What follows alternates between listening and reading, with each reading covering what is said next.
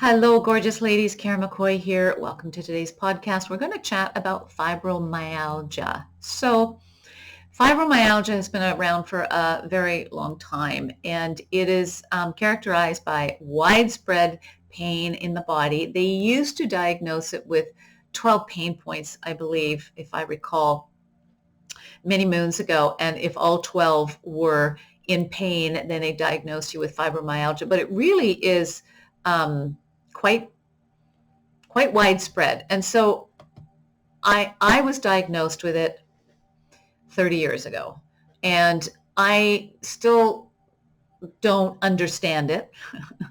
I think a lot of times doctors give you a label because it makes them feel better. Everything has to be characterized and put in a little box, and then put up on the shelf. And for me, it hit me when I was training a lot, of course, and my son was diagnosed. So it was a big emotional hit for me. And I went into big depression and anxiety and all sorts of things given his diagnosis that he was not going to ever be cured of. And I had intense body pain. All of my tendons and ligaments seemed to shorten and tighten. I had no flexibility, where I lost all my flexibility, which was really interesting.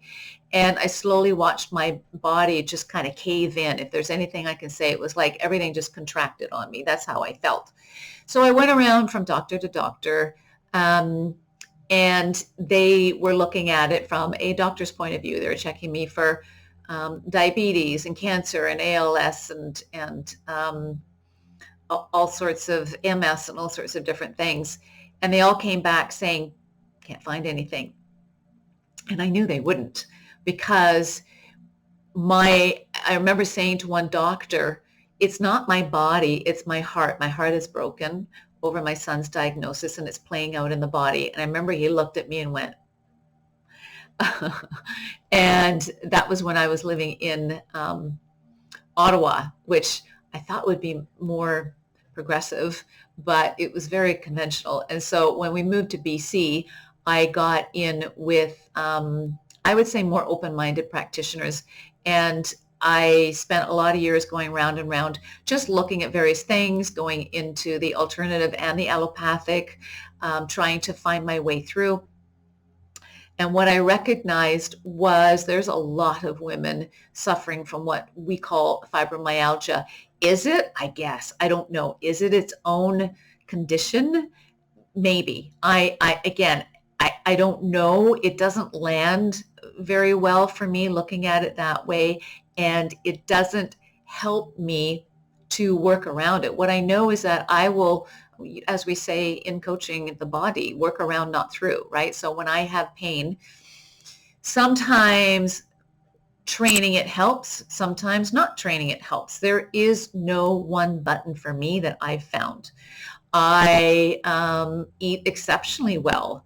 I had many women saying, you've got to take your bioidentical hormone replacement therapy. I've been on that for 16 years. So there's all sorts of these things coming out. And I think that aging, stress, overexertion, changes in weather for a lot of people can do it. It can come on from like a tragic event, like a car crash or something, where the pain never really goes away. It sets it off. They used to think it was maybe a virus or bacteria as well. I think that one's kind of gone by the wayside. I'm not sure. But what I found was, I read every book on it, guys. I mean, I was like, because this is what I do. I want to read and then assess and apply. And I just didn't get clear on it because it was just too much coming forward. And there's all sorts of different, I'm just going to read to you. Is it a disability? I guess some people even get disability for it. I never wanted to go down that path because I don't ever want to be disabled, man. I mean, I will continue to do what I do. So it doesn't affect life expectancy. We know that. And what part of the body does it affect the most? Chronic pain in multiple sites. So they haven't got the 12 site thing anymore, but multiple sites is the head, arm, chest, abdomen, leg, upper back, and spine. Well, what's left? calves aren't on there. Um, the pain may be mild to severe. It may feel like a deep ache or a stabbing or a burning pain. Mine is just an ache. So, and it definitely, I live on the west coast here of Canada, and it's very rainy. And I definitely feel a difference with the rain, with the dampness. Although I can go to my sisters in Alberta where it's very dry and still feel it there too. So I'm not sure. I think everybody's a little bit different, but it just it just is what it is. So what I said on my post, which I put on social media, which is of course why I started this conversation, I had so many people coming forward with what they say helps them. And I think that's important, is that you can find something that helps you.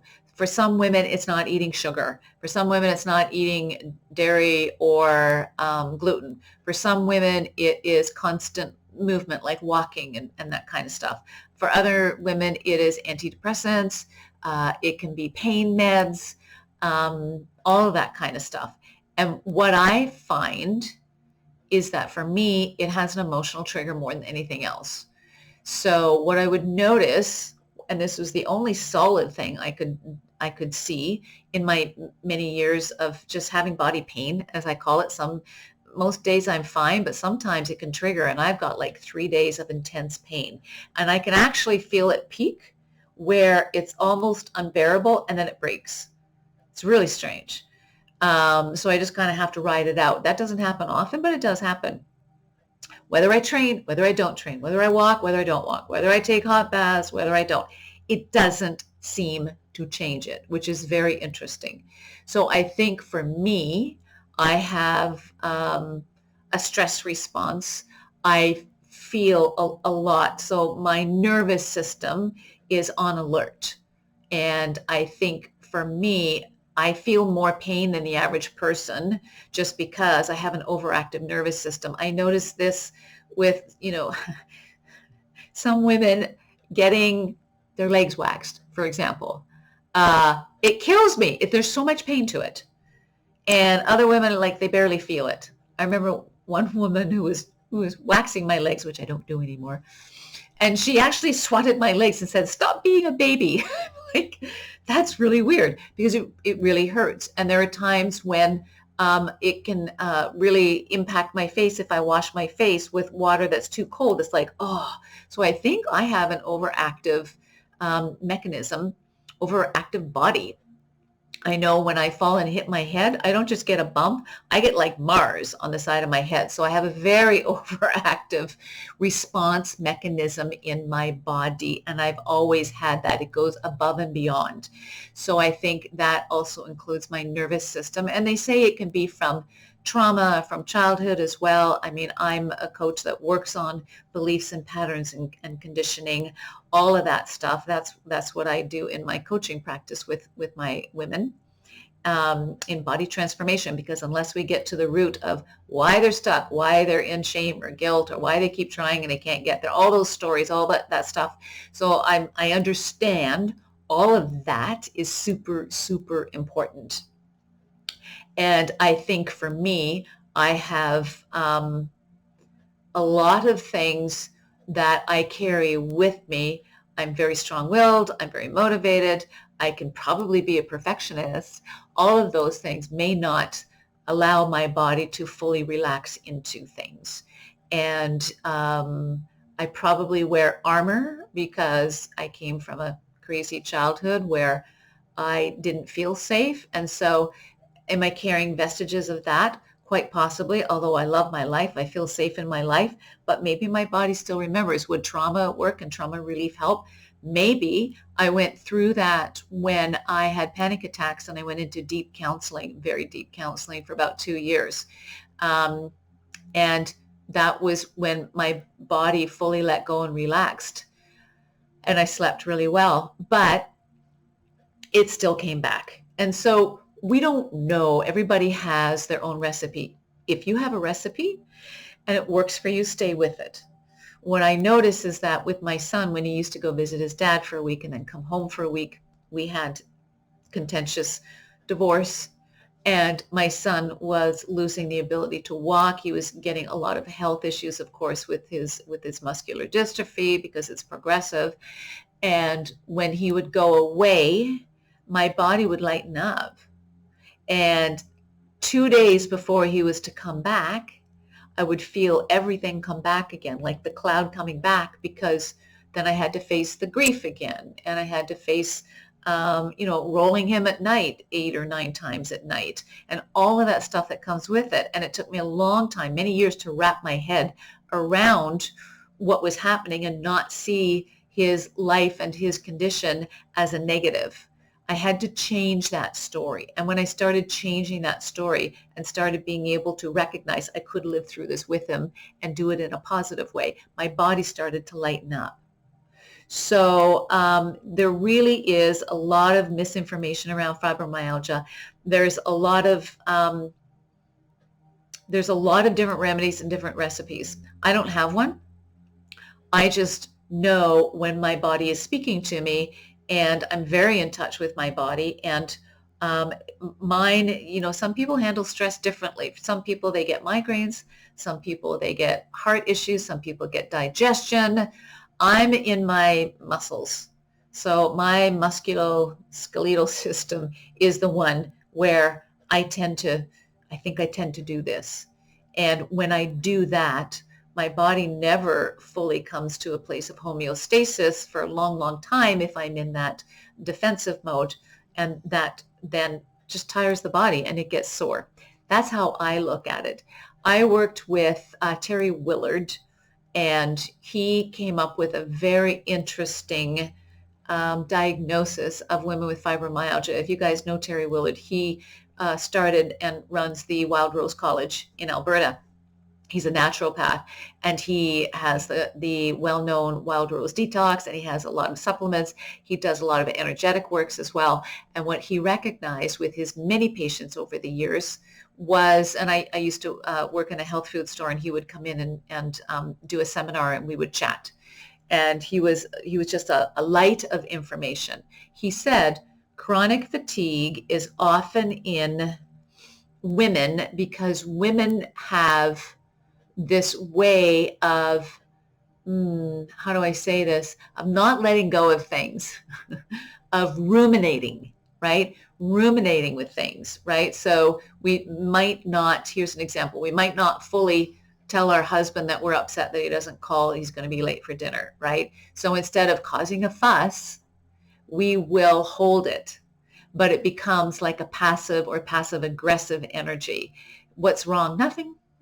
And we don't want to disturb the peace, but we ruminate in it. Men don't. I mean, they're just kind of like simple. They're just simple, linear things.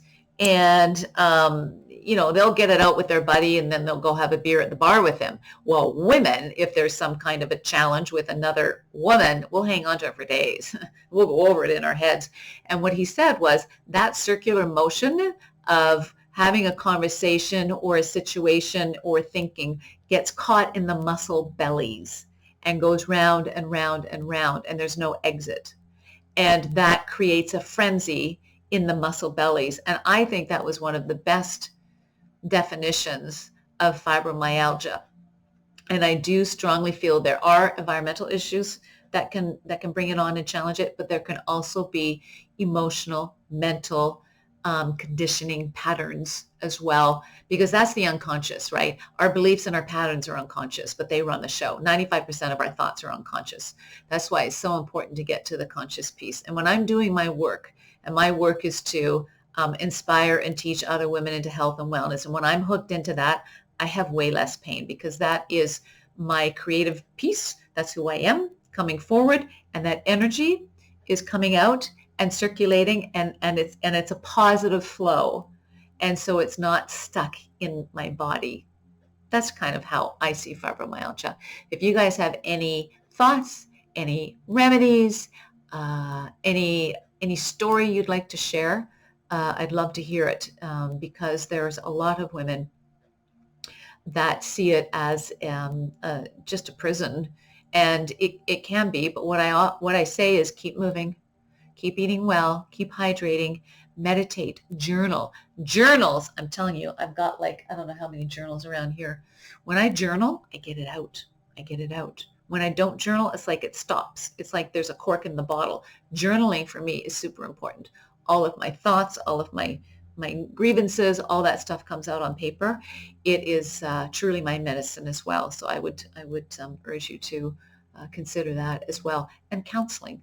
I find journaling better than counseling, to tell you the truth, because I just need, or sometimes when I used to go to counseling years ago, he used to just be quiet for like an hour and I used to just spew for an hour and I'd be like, oh, I feel better. And he's like, so glad, because he's objective, right? I didn't really need him to help figure me out. I just needed to get it out. And I'm still that way today. And I think that's probably why I'm very open and vulnerable and honest in all of my posts, in my work, when I work with clients, when I write, because I don't need to hide anything. I don't feel we need to. And I think everybody needs to share their story so that we don't feel alone. And I'm happy to share my highs and my lows because we're all human. We're just, we're all in this human journey together. So I hope that helps. I'd love to hear your thoughts, ladies, on what works for you, where you're stuck, where you could use support and that kind of stuff. All right. Thanks for listening. Be well. Take care. Bye-bye.